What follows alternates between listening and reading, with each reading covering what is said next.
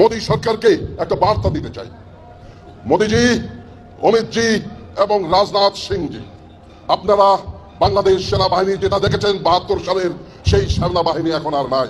বাংলাদেশের রাজনৈতিক পট পরিবর্তনের পর যত দিন যাচ্ছে ততই যেন ভারতের বিপদ বাড়ছে। আমি জনগণকে আহ্বান জানাবো, আপনারা ভয় পাবেন না। আজকে বাংলাদেশ সেনাবাহিনী দর্শক, এইমাত্র পাওয়া আরও একটি গুরুত্বপূর্ণ আপডেট নিউজে আপনাদের সবাইকে স্বাগতম। দর্শক, এইমাত্র পাওয়া কিছু আপডেট নিউজ আপনাদেরকে দেখাবো, যা দেখলে আপনারা রীতিমতো অবাক হয়ে যাবেন। নেট দুনিয়া কাঁপিয়ে দিয়েছে, সারা দুনিয়া তোলপাড় করে দিয়েছে, সেই ভিডিওগুলো আপনাদের দেখাতে চলেছি। দর্শক, আজকের ভিডিওটি খুবই গুরুত্বপূর্ণ হতে চলেছে এবং আজকের ভিডিওতে অনেক চাঞ্চল্যকর গোপন তথ্য ফাঁস করা হবে।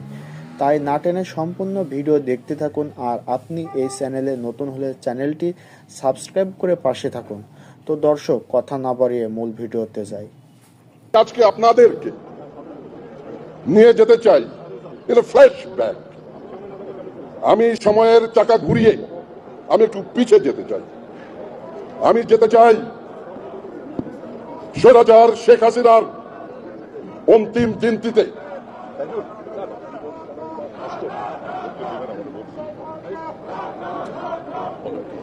আপনারা স্লোগান বন্ধ করুন দয়া করে।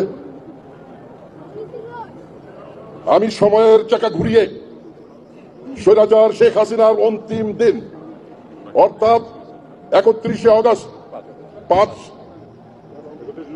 31 জুলাই অর্থাৎ আমি দুঃখিত ৫ আগস্টে আমরা ফিরে যাব। দৃশ্যপট ১, ৫ই আগস্ট সকাল ১০ ঘটিকা, স্থান রাওয়া প্রাঙ্গণ। এখানে অবসরপ্রাপ্ত অফিসারদের একটি অনুষ্ঠান ছিল। সে অনুষ্ঠান হচ্ছে সংগ্রামরত ছাত্র জনতার সাথে একাত্মতা ঘোষণা করে আমরা ঢাকা শহরের যে কারফিউ দেওয়া হয়েছে সেই কারফিউ উপেক্ষা করে আমরা এখানে একটা প্রসেশন চালাবো এবং সেই প্রসেশন দিয়ে আমরা ঢাকা শহরে প্রদক্ষিণ করব। দৃশ্যপট ২, সকাল ১১টা। ঢাকা শহরের চারিদিক থেকে বাঁধ ভাঙা বানের মতো চারিদিক থেকে ছুটে আসছে ছাত্র জনতা। উত্তরা থেকে, মিরপুর থেকে আসছে যাত্রাবাড়ি থেকে, গন্তব্য গণভবন। দৃশ্যপট ৩, গণভবন সকাল 11:30। মুখোমুখি বসে আছেন স্বৈরাচার শেখ হাসিনা ও সেনাপ্রধান। বাদানুবাদ হচ্ছে। সেনাপ্রধান বলে দিলেন, মাননীয় প্রধানমন্ত্রী, আপনার আজকে অন্তিম দিন, আপনি পদত্যাগ করে দেশ গণতন্ত্রের হাতে তুলে দিন। শেখ হাসিনা বললেন, না, আমি দেব না, আমি ফাদার অব দ্য নেশনের কন্যা, আমার বাবা এদেশ স্বাধীন করেছে, আপনি গুলি চালান। সেনাপ্রধান বললেন, মাননীয় প্রধানমন্ত্রী, আপনি দেশে এখন কি হচ্ছে আপনি জানেন না, আপনি ৪ দেওয়ালের মধ্যে অন্তরীণ, আসুন দেখি দেশে কি হচ্ছে। সেনাপ্রধানের নির্দেশে গণভবনের ওয়াল স্ক্রিনে টেলিভিশনের পর্দা ফুটে উঠল। কাকতালীয় ভাবে বাংলাদেশের ঢাকার যতগুলো চ্যানেল আছে সবার ক্যামেরা নিবন্ধ রাওয়ার প্রাঙ্গণে, যেখানে আমরা ২০০ অফিসার এবং সাথে আশেপাশের জনতা মিলে ৫০ আমরা দাঁড়িয়ে বিক্ষোভ প্রদর্শন করছি। আমরা বক্তৃতা দিয়েছি, শেখ হাসিনা দেখেছেন। আমরা যখন এখান থেকে মিছিল নিয়ে রাওয়া থেকে বেরিয়ে জাহাঙ্গীর গেটের দিকে অগ্রসর হচ্ছি, তখন আমার কাছে একটা টেলিফোন আসলো চট্টগ্রাম থেকে আমার এক সহকর্মী। আমি বললাম, হ্যালো। বলে, স্যার, আপনাদেরকে লাইভ আমরা ক্যামেরায় দেখতে পাচ্ছি। আমি বললাম, তাই নাকি? বলে, জি স্যার। তখন কি আপনাদেরকে দেখে ঘরে আর কেউ নাই স্যার, চট্টগ্রামের সবাই রাস্তায় নেমে এসেছে। এই ছিল আমাদের অবসরপ্রাপ্ত অফিসারদের শেষ নিদর্শন, যে শেখ হাসিনা, স্বৈরাচারী শেখ হাসিনাকে বর্জন করার আমাদের শেষ এক। এটার মাহাত্ম্য এটাই। এটা বলছি এখানে যে আজ আবার পুনরায় আমরা এখানে জমায়েত হয়েছি, সমাবেশ হয়েছি জনগণের সাথে একাত্মতা ঘোষণা করার জন্য এবং ভারতের বিরুদ্ধে ভারতের আধিপত্যের বিরুদ্ধে আমাদের সংগ্রাম জারি রাখার জন্য। এ প্রসঙ্গে আমি মোদী সরকারকে একটা বার্তা দিতে চাই। মোদীজি, অমিতজি এবং রাজনাথ সিংজি, আপনারা বাংলাদেশ সেনাবাহিনী যেটা দেখেছেন 72 সালের সেই সেনাবাহিনী এখন আর নাই। আমরা এখন যুদ্ধোপযোগী এবং যে কোনো শত্রু মোকাবেলায় প্রস্তুত। আপনারা আর আসমানান তুলবেন না। ইস্টার্ন সেক্টর, ইস্টার্ন কমান্ড উত্থানের ভয় আমাদেরকে দেখাবেন না। শুধু আমরা সশস্ত্র বাহিনী নই, 17 কোটি জনতা আছে আমাদের সাথে, আপনাদেরকে সীমান্তেই রুখে দিবেন। আর বক্তব্য নয়, আমরা আজকে যে জন্য উপস্থিত হয়েছি সেই অনুষ্ঠানে আমরা চলে যাব।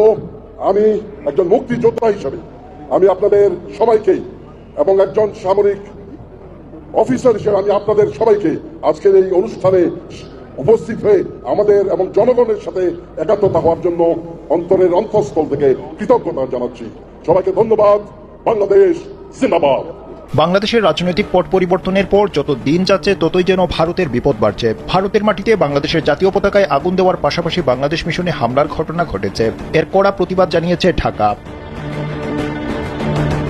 পাশাপাশি আওয়ামী লীগ বিরোধী সকল রাজনৈতিক দল, ধর্মীয় সংগঠন ও ছাত্রদের সাথে নিয়ে জাতীয় ঐক্যের ডাক দিয়েছেন অন্তর্বর্তী সরকারের প্রধান উপদেষ্টা অধ্যাপক ডক্টর মোহাম্মদ ইউনূস। প্রধান উপদেষ্টার সঙ্গে বৈঠকে বাংলাদেশের স্বাধীনতা ও সার্বভৌমত্ব রক্ষায় সবাই ঐক্যবদ্ধ থাকার ঘোষণা দিয়েছেন। এই অবস্থায় সেভেন সিস্টার্স, হিন্দু এবং পাকিস্তান নিয়ে দুশ্চিন্তা বেড়েছে ভারতের। ভারতের উদ্বেগের কারণ হলো গণ অভ্যুত্থান পরবর্তী বাংলাদেশে ভারত বিরোধী একটি অবস্থান প্রকাশ পেয়েছে। পাশাপাশি বাংলাদেশের সামাজিক যোগাযোগ মাধ্যমে ভারতের সেভেন সিস্টার্সকে টার্গেট করে বক্তব্য হুঁশিয়ারি দেওয়া হচ্ছে। এতে নতুন করে অস্বস্তিতে পড়েছে প্রতিবেশী দেশটি। সরকার পতনের পর অভ্যুত্থানকারী ছাত্রনেতা এবং বাংলাদেশের শীর্ষ পর্যায় থেকে ভারত যে বার্তা পেয়েছে,